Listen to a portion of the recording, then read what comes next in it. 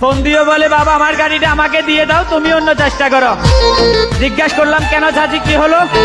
বললো আমার এই গাড়ির দক্ষ ড্রাইভার চাই। গাড়ির মালিকের এই কথা শুনে আমার মনে হচ্ছিল সেদিন আমার দেহ থেকে আত্মাটা বেরিয়ে গেল।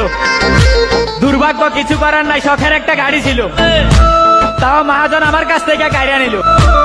কিছুদিন পর দেখি আমার ওই শখের গাড়ি অন্য একটা দক্ষ ড্রাইভার চালাচ্ছিল। আমিও বেশ ভালো আছি, 3 বছর হয়ে গেল অন্য কোনো গাড়িতে এন্ট্রি নেই নাই।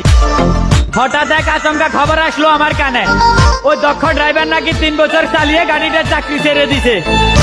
কিছুদিন আগে দেখি ওই গাড়ির মালিক আবার আমাকে ফোন দিয়ে বলে বাবা যদি কোনো আপত্তি না থাকে তাহলে আমার এই গাড়ি তুমি আবার গ্রহণ করতে পারো। জবাবে তাকে শুধু একটা কথাই বললাম, আমার বাবার আদেশ মায়ের শিক্ষা, প্রয়োজনে ভিক্ষা করে খাবি, তবুও একবার যেখানে অপমানিত হবি দ্বিতীয়বার সেখানে এন্ট্রি নিবি না। আর হ্যাঁ, এই লাইনটা কিন্তু কোনো